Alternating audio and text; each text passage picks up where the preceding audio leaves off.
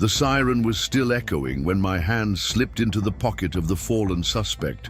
I wasn't expecting anything more than drugs, maybe a hidden gun, but what I found was worse than any bullet. A crumpled, sweat-stained piece of paper marked with fingerprints. It was a confession, clear, undeniable proof that pointed to another culprit. My stomach turned to ice, because that scrap of paper proved beyond doubt that a man who was already dead had spent years behind bars, innocent. I saw his face in my mind, the obituary that quietly circulated through the prison when the news came. Heart attack in his early 40s, just another number in the statistics of lives lost behind the walls. The weight of that injustice crushed my chest. And in that moment, with the radio bursting in my ear, colleagues shouting at me to finish the takedown, only one question cut through me like a blade. How many lives does justice never repair? And worse, what would I do now that the truth was burning in my hands? My name is Michael Turner. I was born and raised in a small town in North Carolina, where my father was a police officer and my mother a primary school teacher. I grew up believing that the law was a straight line, unbreakable, and that justice was simply a matter of always doing the right thing, no exceptions. I used to watch my father leave for work with his uniform pressed, his gun at his hip, carrying himself like he had the weight of the world on his shoulders. He used to say that wearing the badge wasn't a privilege, it was a burden, and that every decision in the field could change someone's life forever. Back then, I didn't understand the weight of those words. Only later, once I was inside the force, did I realize there was no black and white, only endless shades of gray. From an early age, I was raised to live by rules. My father was strict, demanded discipline, and my mother, though gentle, reinforced that character was more important than any achievement. But there was something that always unsettled me. My father, despite being honest, turned a blind eye to small mistakes within the force. I saw him justify colleagues who bent the rules, falsifying overtime, using patrol cars for personal errands. "It's just a detail, son," he would say. "What matters is that they're out there facing danger." That "just a detail" haunted me my whole life, like an invisible crack in the glass. I grew up determined not to accept details. I wanted to be different. I wanted to be the one who never let anything slide. I joined the police young at 23, full of ideals and arrogance. In the early years, I thrived on adrenaline, chases, arrests, raids that made the front pages of newspapers. I felt proud, but also increasingly empty. I saw innocent people dragged into interrogations without solid evidence, witnesses pressured to speak, deals struck behind closed doors.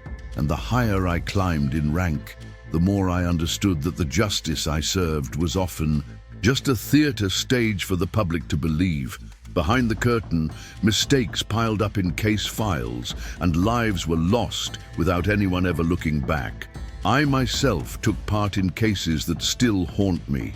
A poorly executed arrest, a search without a properly signed warrant, a confession wrung out of someone in the middle of the night who barely spoke English. I wasn't the one who signed the sentence. I wasn't the one who locked the cell, but I was part of the machine that kept turning. And as much as I tried to justify it, telling myself it was for the greater good, the truth is that I became complicit through silence. That kind of thing corrodes you from the inside, weighs on every sleepless night. It's like carrying a stone in your pocket. Small at first, but over time it drags you down until you realize you can't breathe anymore. Now, in my 40s, I'm not the same young and arrogant cop who thought he could change the system alone. I carry scars on my body and deeper ones in my soul. I carry the voices of those who will never have the chance to defend themselves. I think about the son I lost to divorce, the distance that grew between us because I was always on duty, always chasing something bigger that never came. My personal life became a mirror of my work, broken pieces, patched together but never whole. With every operation, every arrest, the same question echoes: am I serving justice, or just feeding a system that decides who deserves to pay and who deserves to escape? And it was with that weight that I walked into that call. It wasn't just another suspect. It wasn't just another bust. It was another test, perhaps the cruelest of all. Because when I reached into that man's pocket, I didn't just find evidence. I found the reflection of all the failures I carry with me, the confirmation that the justice I serve may be blind, but it is rarely innocent. And in that moment, my story became tied to his, to the innocent man who died behind bars, and to every detail I once chose to ignore. How many lives does justice never repair? I already knew the answer, even before reading those sweat-stained lines. And the only question left was this: how long could I keep being part of this machine? It was a stifling July morning, the kind of heat that clings to your skin before the sun even climbs to its peak. I was at the precinct, buried in overdue reports, when the radio crackled with urgency. The dispatcher's voice came through deeper than usual. Unit U12 respond. Suspicious activity reported at an abandoned warehouse in the industrial zone. Possible connection to trafficking network. Backup requested. The heavy air in the room seemed to split in two. I was used to false alarms, to calls that ended in empty alleys and dead-end tips, but something in that voice made me stop breathing for a second. It felt like the whole city was holding its breath with me. The address wasn't unfamiliar. That warehouse had surfaced in past investigations, but there was always something missing. Solid evidence, airtight warrants, or simply the courage to poke at the wrong foundations. And now, suddenly, everything led back to the same place. I grabbed the keys to the cruiser, felt the heat of the leather seat against my back, and drove off with the siren off. Just the low growl of the engine cutting through the suffocating silence of the streets. At every turn, my mind kept repeating the same question. Was this just another empty call, or the moment something real finally surfaced? As I drove, the radio sparked again. The dispatcher reported the tip had come from an anonymous source, someone who described the suspect with unnerving precision. Height, clothing, even the way he limped on his right leg. That chilled me. Details like that don't come from nowhere. It had to be someone close, someone on the inside, someone who had finally decided to speak. But I'd learned long ago that anonymity could be both a whisper of truth and a carefully laid trap. I'd seen neighbors denounce neighbors out of spite, ex-lovers fabricate crimes out of rage, rivals expose rivals just to save themselves. The mask of anonymous could hide either desperation or deceit. When I reached the industrial zone, that peculiar silence was already waiting for me, the silence that always comes before a storm. Rusted warehouses lined the street, walls covered with graffiti and iron doors left half open like the mouths of tired giants. The wind dragged scraps of plastic and newspaper across the cracked pavement, and every shadow seemed alive. I parked the cruiser a few yards away, pressed the radio, and requested a status update. Other units were en route, but I would be the first one on scene. I was always the first. My curse, or maybe my penance. As I scanned the warehouse entrance, a memory of my father hit me like a jolt. If it looks too easy, there's a trap behind it, he used to say. And here I was, standing before a scene that felt staged for me. An anonymous caller, a warehouse we'd circled before, a suspect described down to the limp in his step. It was as if someone had written a script, and I was just the actor walking into the next scene. The problem is, in real life, there's no director to shout "cut" when everything spirals out of control. I placed my hand on the holster, felt the cold steel through the leather, and drew in a long breath. Every call brought the same dilemma. Was I truly chasing justice, or just following orders? Blindly. I didn't have the luxury of dwelling on it now. The radio cracked again, informing me backup was 5 minutes out. But 5 minutes can be an eternity when lives are decided in seconds. I knew I couldn't wait. If the suspect was inside, if the tip was real, if this wasn't just another shadow game, every second wasted could mean the difference between truth and silence forever.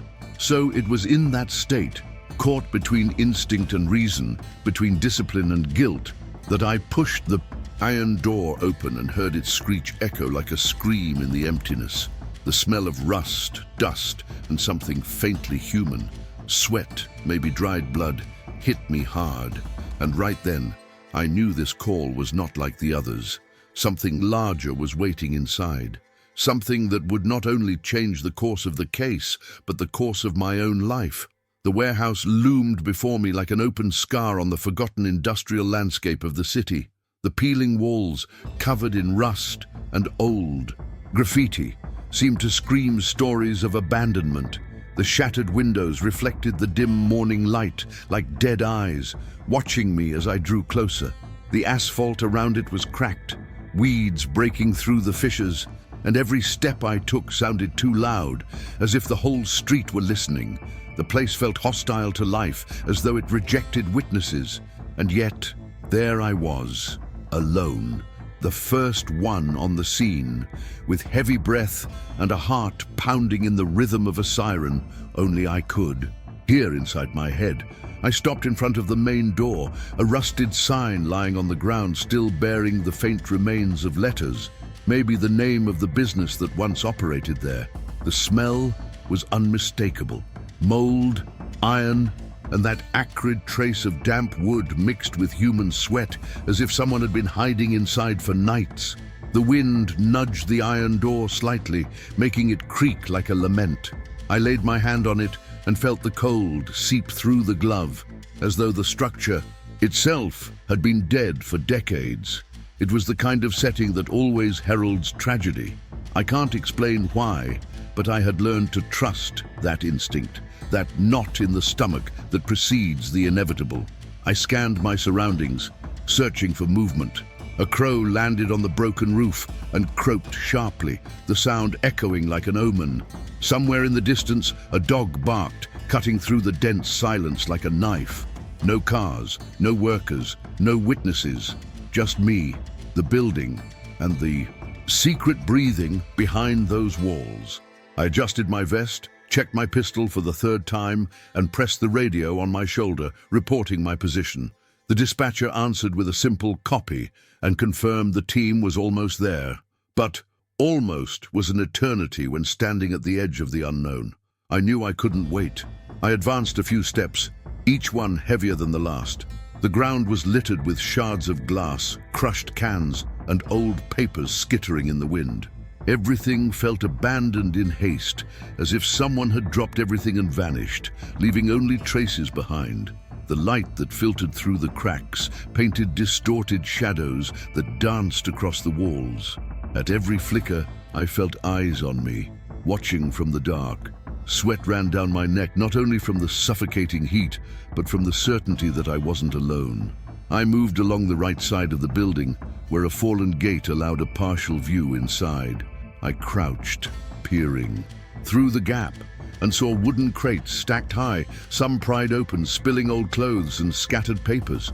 The place looked deserted, yet the details betrayed recent activity. A half-empty water bottle, a cigarette butt still carrying the faint scent of smoke, signs of life, signs that someone had been there, maybe still was. Then came the sound, a sharp clang of metal hitting concrete somewhere inside. My breath hitched. Instinctively, I gripped my gun tighter and froze, listening. The silence that followed was worse than the noise itself. Nothing, just the distant hum of the city muffled by the thick warehouse walls. Adrenaline coursed through me, every muscle taut, every nerve alive. And at the same time, a voice deep inside whispered that this might all be a trap, that each step I took had already been anticipated by someone who knew the game better than I did. Glancing toward the horizon, I caught sight of flashing lights from approaching units. Backup was close, but I had already crossed the invisible line between observation and action, and in my gut I knew whatever I found in there would not just be another case. It would be a cruel mirror, reflecting everything I feared most about the justice I had sworn to serve. With that certainty burning in my chest, I tightened my grip on the weapon and prepared to step into the darkness of the warehouse. I shoved the warehouse door open with the butt of my gun, and the metallic screech echoed like a scream inside the darkness. The sound reverberated through the wide, bare walls, announcing my presence before I could take the first step.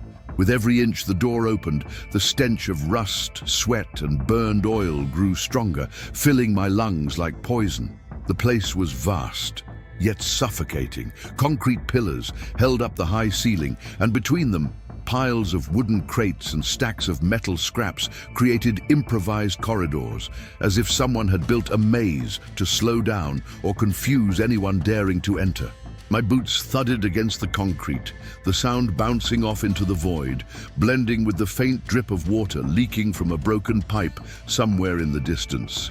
I held my gun steady, eyes scanning every shadow, every corner. Static crackled in the radio at my shoulder, the voices of backup confirming they were seconds out, but that didn't mean safety. On the contrary, I knew this was the most dangerous moment, the threshold, when the enemy already knows you're inside, but you don't yet. Know from where the attack will come. I moved deeper into the improvised corridors. Thin beams of light filtered through the broken roof, cutting the dust-filled air like sharp blades. To my left, a toppled crate spilled torn plastic bags, the kind used to wrap drugs or stash weapons. To my right, a steel chair lay overturned, the legs still showing marks as if someone had been sitting there not long ago. My gut clenched. This wasn't just an abandoned place. This was an active den, a hideout, still alive with recent use. Then I heard it, footsteps, light, hurried, the scrape of a shoe against the concrete, coming from the far end of the warehouse. My whole body turned, gun raised, heart hammering in my ears. "Police, show me your hands!" I barked, my voice ricocheting through the space. No answer, just silence, the kind of silence that threatens more than it calms. I moved forward cautiously, every muscle tight. The corridor narrowed, and the shadows stretched long and grotesque. Suddenly, a figure darted across the light, a man running between the stacks. My instincts fired. "Stop! Police!" I shouted again, but he didn't stop. The pounding of his steps against the concrete was like hammers striking my chest. I sprinted after him, adrenaline burning through my veins. The world shrank to just that silhouette ahead of me, the chase cutting through crates, barrels, and debris. My breath grew heavy, mingling with his, echoing in the cavernous space. I nearly stumbled over. A steel bar lying across the ground, but pushed forward, never breaking stride. He veered sharply to the right, vanishing behind a pile of pallets. I heard the metallic crash of something toppling, then the slam of a door being forced open. Reaching the corner, I found a narrow passage leading to a side section of the warehouse. It was darker here, lit only by a single dangling bulb swaying in the draft, its faint glow casting warped shadows across the walls. There, I finally saw him clearly.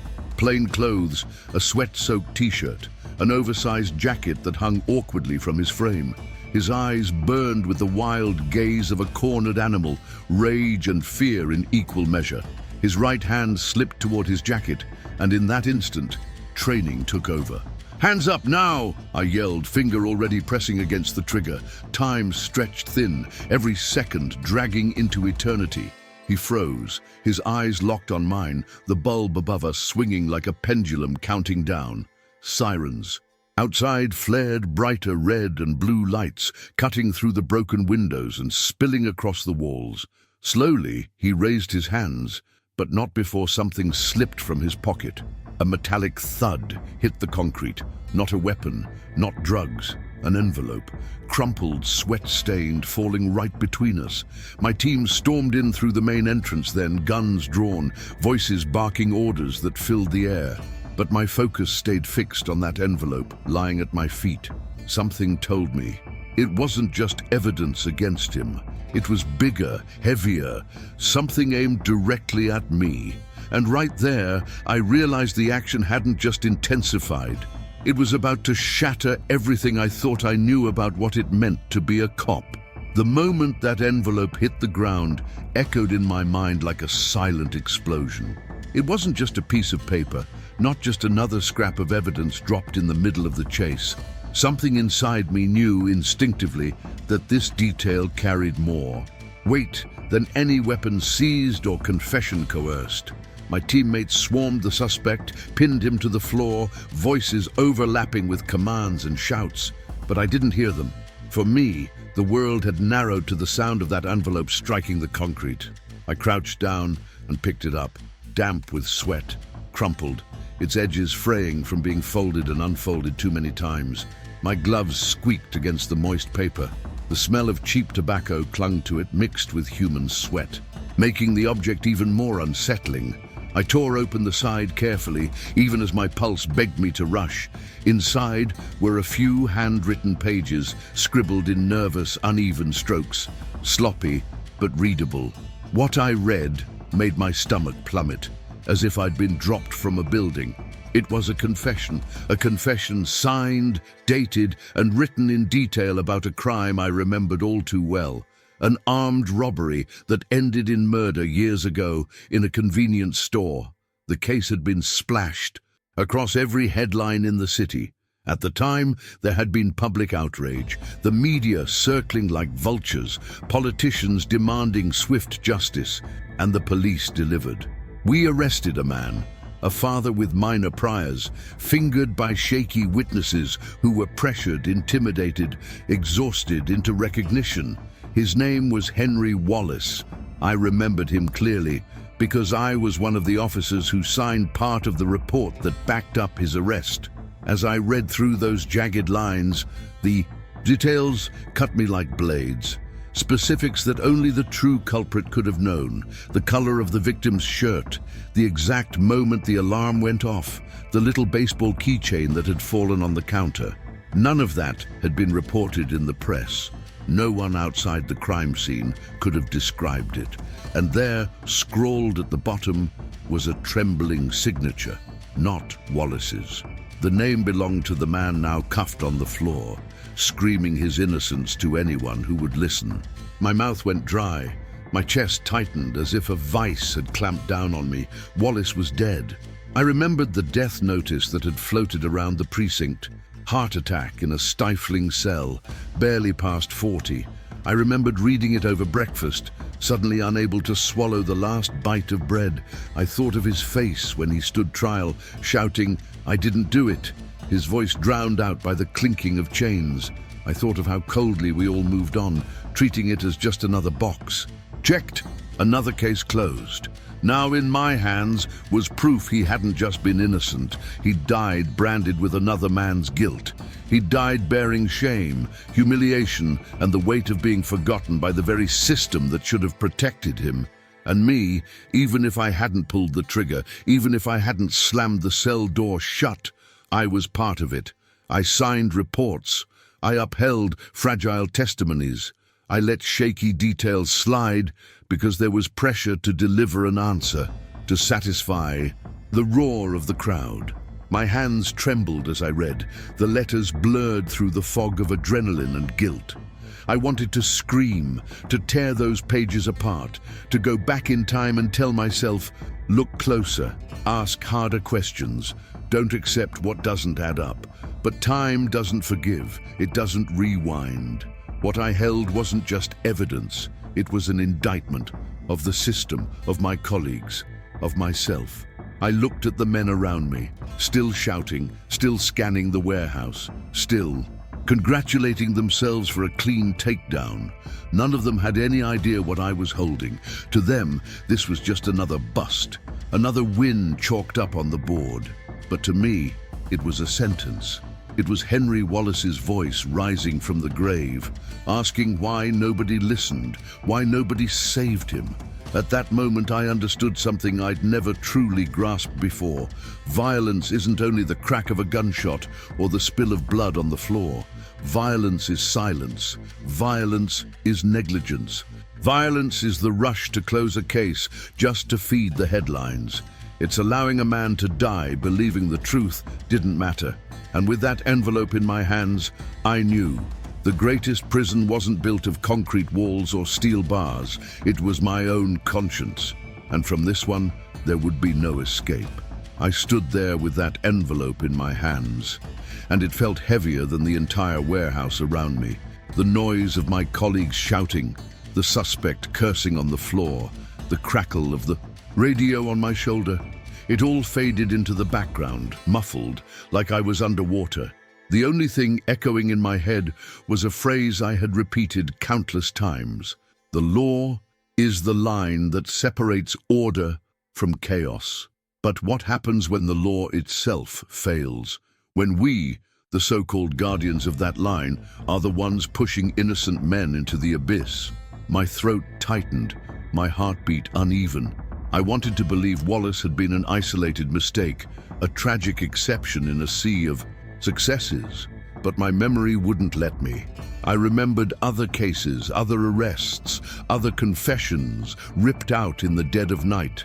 I remembered faces filled with fear, witnesses who kept changing their stories, prosecutors smiling with satisfaction whenever we delivered a quick culprit, even if he was just the most convenient face in the lineup.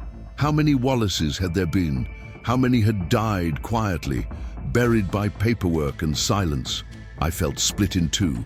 The cop, trained and molded by the system, told me to follow procedure as always, log the evidence, process the suspect, file a neat report, and move on. That was the rule. That was what was expected of me. But the man, not the cop, the man behind the badge, was screaming that I couldn't ignore it, that every line in that confession was a mirror showing me the truth. I wasn't any different from those colleagues my father defended when he called their misconduct just details. The guilt burned in my stomach like acid. And it wasn't just about Wallace.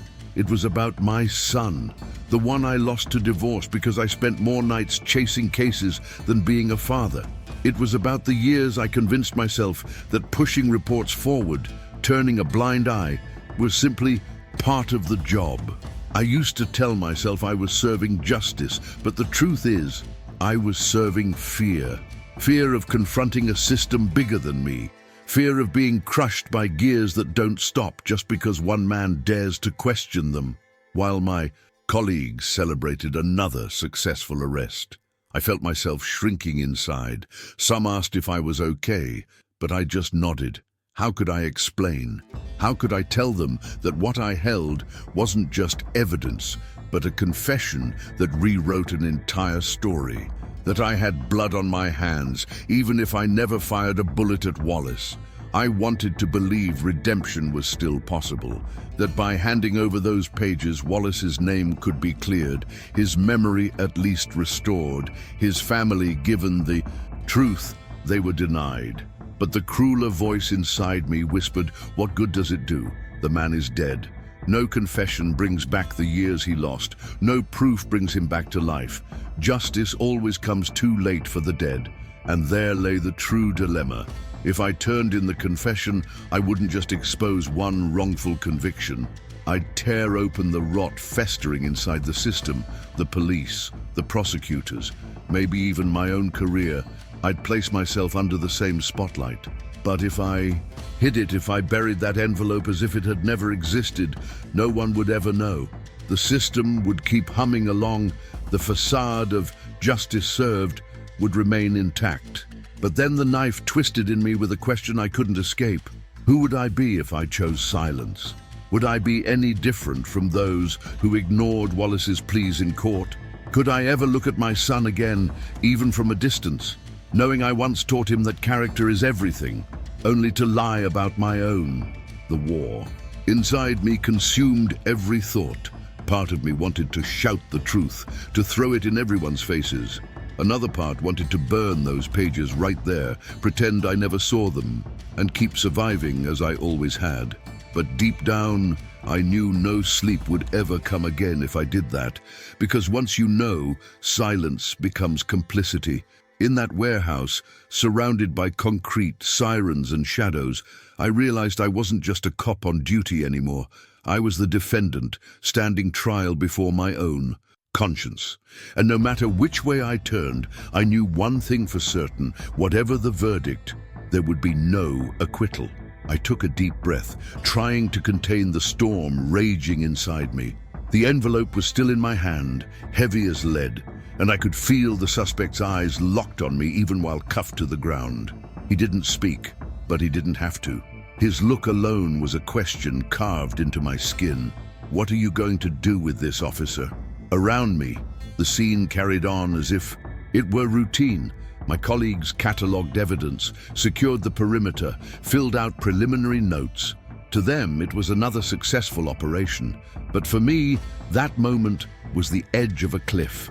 I knew the choice I was about to make wasn't just about this case. It was about who I was, about whether I was still the man behind the badge or just another cog keeping the machine running. My thoughts spun.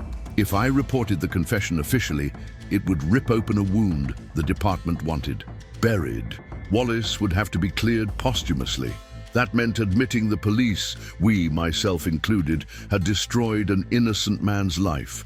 It would trigger headlines, lawsuits, political outrage. And me, I would become the cop who broke the silence, the one who exposed the system's shame. I knew exactly what that meant. Closed doors, colleagues turning their backs, my career collapsing overnight. But if I hid it, if I tucked that envelope away and destroyed it, no one would ever know. Wallace would remain guilty in the records. The suspect would be processed. The system would move forward untouched. My colleagues would keep their pride. The brass would keep their applause, and the city would sleep under the illusion that justice had been served. It would be easier, safer, more convenient, but not for me, because I knew. I had read those words, seen that trembling signature, recognized the details only the true killer could describe. And once you know, silence is no longer protection. It's complicity. Destroying it would mean accepting that the system is bigger than the truth, and I already carried too many ghosts to allow one more to chain itself to me. My finger clenched around the envelope like it was a trigger. Wallace's face flashed in my mind, in the courtroom, shouting, "I'm innocent," his voice drowned by chains and indifference. I saw him being dragged away, begging for someone to listen, and now I knew he had been innocent. My father's old words echoed, "Character is what you do when no one's watching." But the truth is, someone always watches. Yourself. I closed my eyes for a second, hearing that relentless question again. How many lives does justice never repair? The answer was already carved into me. Too many. Justice doesn't resurrect, it doesn't give back years, it doesn't erase scars. But maybe, just maybe, it could restore dignity. And if I chose silence, even that would die with Wallace. So I made my decision. I straightened my shoulders, raised the radio and spoke clearly. "Dispatch, we've recovered critical evidence. Immediate request for internal affairs presence." The words hung in the air like a shot. My colleagues froze. Collins glared at me, his face twisted in anger. "Turner, do you realize what you've just done? You've opened a wound no one once touched." I looked at him, my hand still trembling slightly as I slipped the envelope safely back into my pocket. I didn't need to answer. I knew exactly what I had done. I had crossed the line others before me refused to. I had broken the code of silence that kept the gears turning, but crushed everything beneath them. Maybe my career ended the moment I pressed that button on the radio. Maybe I had just signed my own professional death warrant, but in that instant, I knew one thing with absolute certainty. I had chosen the only path that would let me look in the mirror again. Because in the end, it wasn't just Wallace's voice I was carrying. It was the voice of every man the system had failed, and it was my own voice, refusing, finally, to be silenced. The decision was made, and there was no turning back. The silence after my call over the radio was heavier than any explosion. The envelope was still pressed inside my pocket, but everyone around me already sensed something was wrong. Their eyes turned toward me, some curious, others suspicious, and a few filled with quiet resentment. Nobody needed the details to understand I had touched something forbidden. The suspect on the floor, still in cuffs, smirked faintly, a bitter smile of triumph. Not because he was free, but because he knew the truth in my hands had cracked the facade. Sergeant Collins was the first to step closer. I had known him for more than a decade. He looked at me like you look at a friend who just made a fatal mistake. "Turner," he muttered, his voice low, almost a warning. "Do you have any idea what you've just done?" I didn't answer right away. My breath was ragged, the radio still hissing with static at my shoulder, dispatch demanding confirmation of my message. I knew that once I repeated it, there would be no way back. So I pressed the button and said it again, with a steady voice, like a man signing his own sentence. "Confirmed. Critical evidence in custody. Requesting immediate internal affairs response." The effect was instantaneous. It was like lighting a match inside a room soaked in gasoline. Collins swore under his breath. Another officer shook his head, and I felt the tension spike like static electricity. The team that had been celebrating a clean arrest just moments earlier now stood divided. A few stepped back from me, as if keeping distance from a contagion. The younger ones watched me with something like admiration for a split second, but they quickly hid it, afraid of being noticed. The suspect took his chance to speak. "I told you. I said I had proof. But you never listen," he rasped, his eyes locked on me. "But you saw it." His words burned through me. My colleagues silenced him with a shove, voices barking at him to shut up. But the truth was already in the air, and everyone knew it couldn't be stuffed back into the dark without leaving scars. Minutes later, dispatch confirmed internal affairs was en route. That single sentence changed everything. The operation was no longer a victory. It was the start of a scandal. The warehouse stopped feeling like a crime scene and became something else. A powder keg of reports, testimonies, and suspicion. And me? I was sitting squarely at the center of it all. Collins pulled me aside, his jaw clenched, his tone a mix of fury and fear.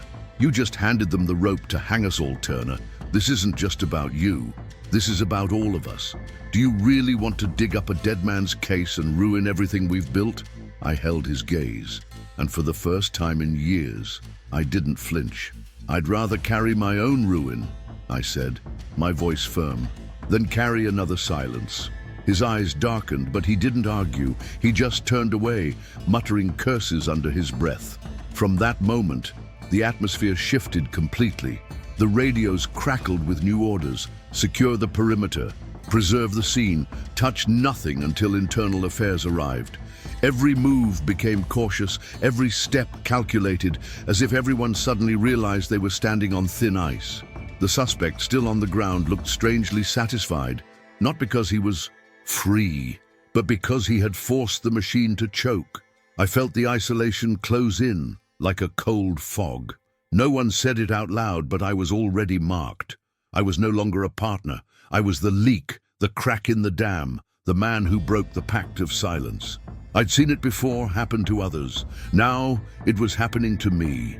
And yet, amid the stares, the whispers, and the sirens outside, there was a strange calm inside me. Because the truth was out. The envelope wasn't buried. For the first time in years, I had done something that wasn't convenient, wasn't safe, wasn't easy, but was right. And as the minutes dragged on, I knew the immediate consequences were already written. I was alone. My career might already be over, but at least I had finally stopped being a coward in my own skin. The air inside the warehouse had turned into a minefield of silences. The officers busied themselves with routine tasks, photographing evidence, securing the perimeter, filling out preliminary notes, but every one of them avoided looking at me. I wasn't just another cop on the team anymore. I was the crack that could spread to all of them. And in that atmosphere, heavy with suspicion and unspoken words, the conversation that would change everything took place. The suspect, still cuffed and sitting on the floor, kept his eyes locked on me. It wasn't hatred. It wasn't fear. It was something deeper, as if he knew exactly where I was standing, at the crossroads between silence and truth. His stare pierced through me, steady and unyielding. I asked one of the officers to let me speak to him alone. Collins growled his disapproval, muttered a curse, but eventually stepped aside. I crouched down in front of the suspect. Up close, He was younger than I had thought, but his face bore the scars of a lifetime of running, hiding, surviving. Sweat dripped down his temple, yet his eyes stayed fixed on me, sharp, almost challenging. "You knew this envelope would end up in my hands, didn't you?" I asked, my voice lower than I intended. He tilted his head slightly, lips curling into a half smile. "I knew someone would have the guts to open it one day, but I didn't know if it would be you." The words hit like a punch. There was a disturbing calm in the way he said it, like he was less concerned with saving himself and more concerned with what I would do. My throat tightened. "You carried proof that could have saved an innocent man, and you kept it in your pocket while he rotted in a cell. Why?" The smile faded. For the first time, his eyes softened, revealing something broken. "Because I was a coward. Because it was easier to survive than to face what I did. Wallace died because I was afraid." Silence. The kind of silence that burns hotter than any scream. I stared at him, trying to process every word. He wasn't just confessing a crime. He was handing me a reflection of myself. The same fear, the same silence, the same cowardice I had lived with for years. "You know none of this." "We'll bring Wallace back," I murmured, almost to myself. He nodded slowly. "I know, but it can bring you back." I froze. For a second I forgot he was the suspect, and I the cop. We were just two men face to face, one chained to the floor, the other chained to his conscience. And somehow the prisoner was the one speaking of freedom. He was right. Wallace was gone, but I was still here, and I still had a choice. I glanced at the envelope in my pocket, then back at him. The irony cut deep. The criminal talking about courage, while I, the man with the badge, struggled to find it. Before I could respond, he leaned forward slightly, the chains clinking, and said, "The system won't want this out. They'll pressure you, call you a traitor, tell you it's not your fault. But deep down you know it's not just about Wallace. It's about every Wallace still waiting to be heard." His words carved themselves into me like fresh scars. He wasn't manipulating. He wasn't bargaining. He was stating a truth I had been too afraid to admit. The truth that the silence doesn't end with one case. It multiplies, unless someone breaks it. When I finally stood up, I knew I wasn't the same man who had walked into that warehouse. Something inside me had been torn out, and in its place grew something raw and painful, but necessary. I wasn't holding just a confession anymore. I was holding a decision that would follow me for the rest of my life. The conversation ended there, but his words echoed in me. Long after, he might have been guilty of many crimes, too late for redemption, but in that moment, he gave me the one thing I needed most, the reminder that I still had a chance not to become the very thing I claimed to fight against. And it was that single sentence, spoken by the man I was supposed to arrest, that changed everything. I left the warehouse with the red and blue lights from the cruisers flashing against its peeling walls, but it felt like I had stepped through a portal.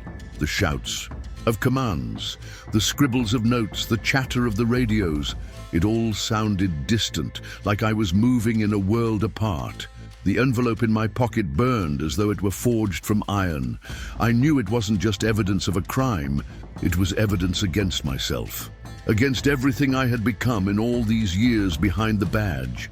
As I walked to the car, a memory hit me like a blade. Wallace, in that cheap suit, hands cuffed, being led into court.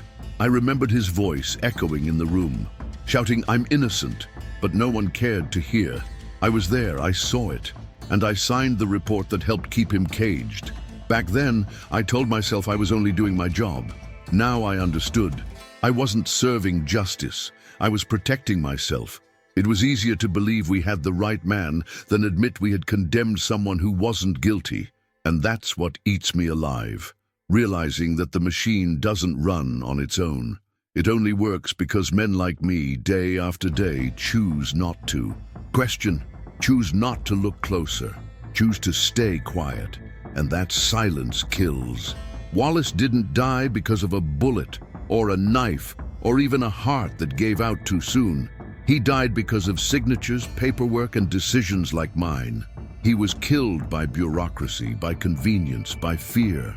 I realized that my transformation wasn't going to come in some heroic blaze with guns drawn or explosions like in the movies. It was going to come in silence, in the crushing weight of a choice. The courage to keep that envelope intact, to hand it to internal affairs, even knowing it might be the end of my career. I had always believed serving meant fighting crime, chasing suspects, facing danger. Now I understood. Sometimes serving means exposing, admitting, and giving voice to the dead, the system buried alive. I looked at my colleagues and saw the space widening between us, a distance that would never close again. In their eyes, I wasn't one of them anymore. I had broken the pact. Maybe they would never trust me again. Maybe I'd spend the rest of my career isolated, shunned, but for the first time in years, that thought didn't scare me.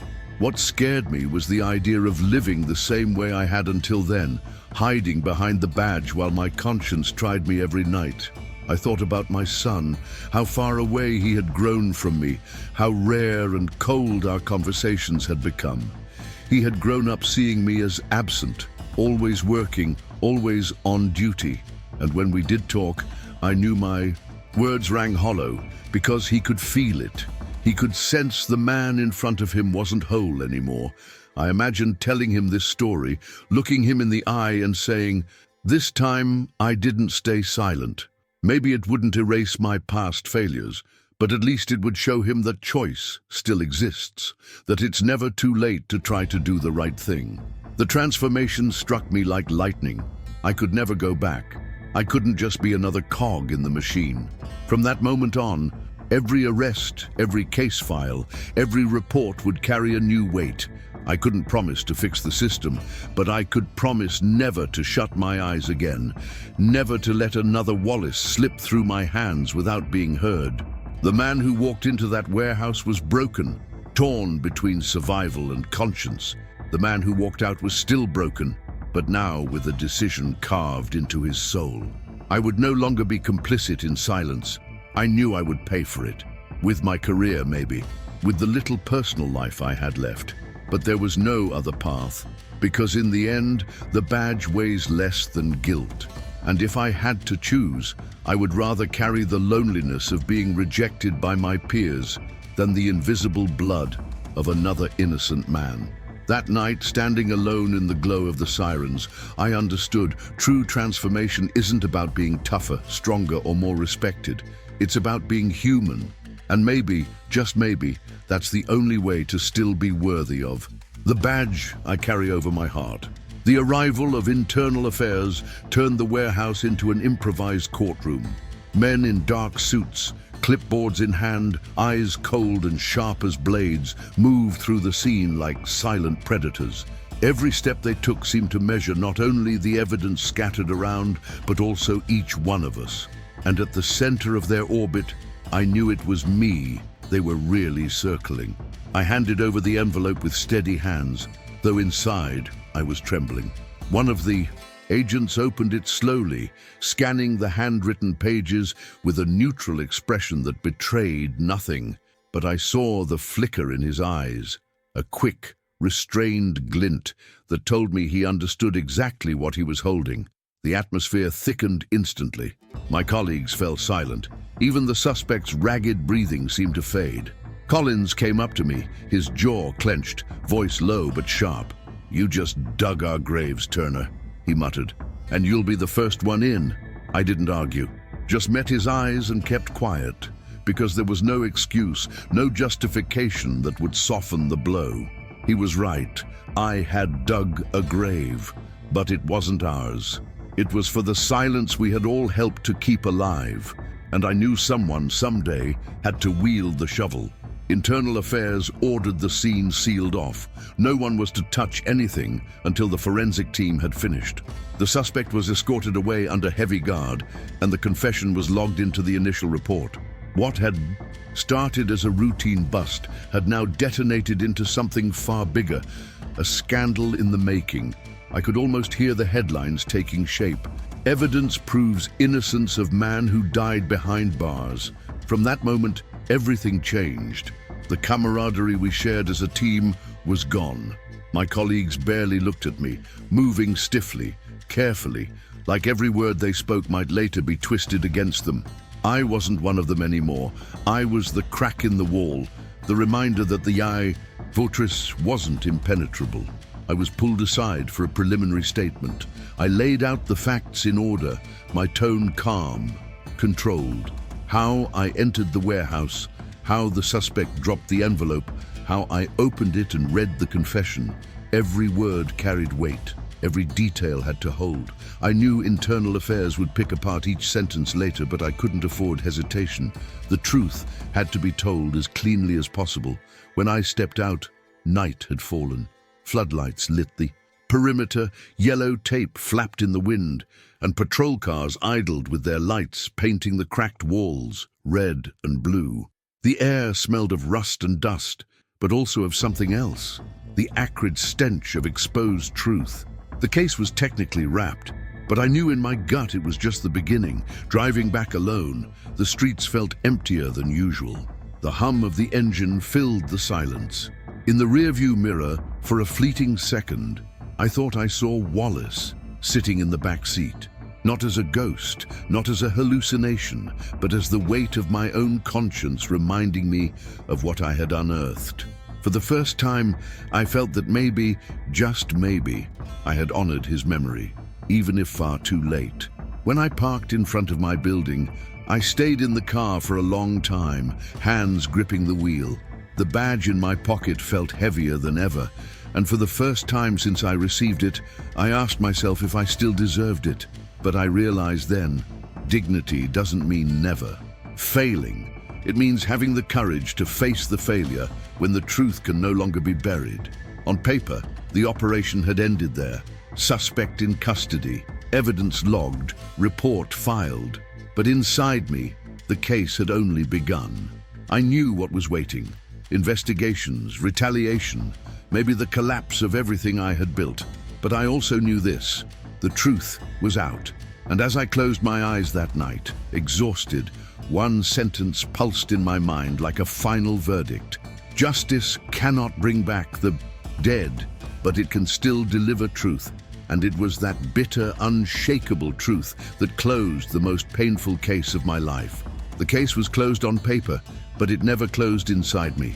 The days that followed were a parade of sidelong glances, conversations cut short when I walked into the room, reports that suddenly took longer to reach my desk. I became the man set apart in my own department, the officer nobody wanted to sit with. Some colleagues treated me with cold detachment, others with open contempt, and a few with an uneasy silence, as if they understood but lacked the courage to stand near me. I had crossed the invisible line, and there was no going back. Internal Affairs launched a formal inquiry. Prosecutors were called in, old files reopened, and Henry Wallace's name resurfaced. Not as a defendant this time, but as a victim. Too late to save him, but just in time to restore some fragment of dignity. His family was contacted, compensation discussed, and soon the headlines were everywhere. Innocent man dies behind bars after wrongful conviction. I read each line with a knot in my gut. For the press, it was a scandal. For politicians, a platform. But for me, it was confirmation of what I had always feared. We had failed him. We had failed everything we were sworn to protect. For weeks, the city buzzed about the case. Protests flared, speeches were made, promises of reform echoed in the chambers of power. But I had been around long enough to know the truth. Public. Outrage fades, and the system always finds a way to stitch itself back together. The gears keep turning. What doesn't keep turning is the soul of a cop who finally decides to see. I was never the same again. I started visiting Wallace's grave. I couldn't explain why. Maybe because it was the only place I could speak without fear of retaliation. I'd stand there in silence, sometimes whispering words as though he could hear me. I'd apologize, not because I thought it would change anything, but because I needed to say it out loud. You deserved someone who fought harder for you, and all you got was someone too afraid to swim against the tide. Deep down, I knew I wasn't only speaking to Wallace. I was speaking to myself.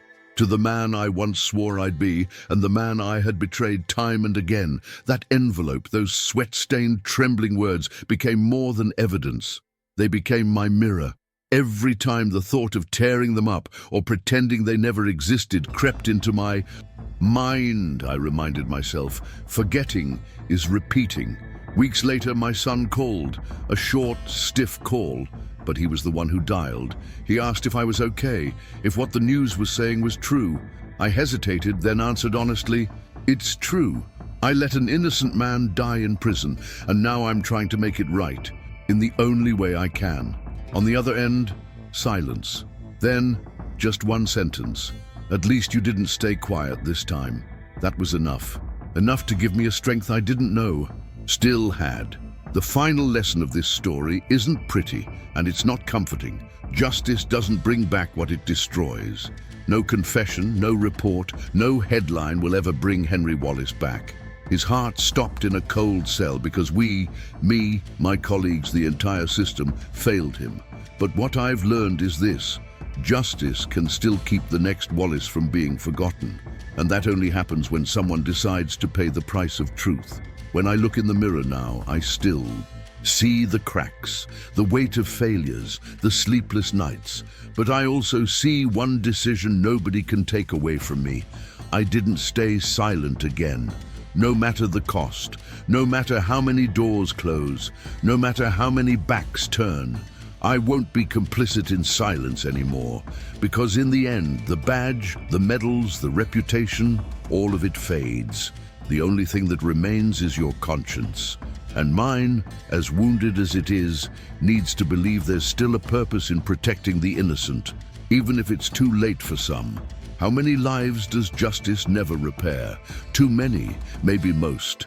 But if I can save even one from vanishing into the shadows, if I can keep one more Wallace from dying unheard, then carrying this weight will still be worth it. That's why I share this story with you now, so that you hear it, so that you reflect on it, so that you understand justice isn't a perfect machine. It's made of people, and every silence we choose can cost a life. And if this story struck, you subscribe to the channel and tell me in the comments which part hit you the hardest. Because maybe, together, we can make every story a reminder. The truth may hurt, but silence kills.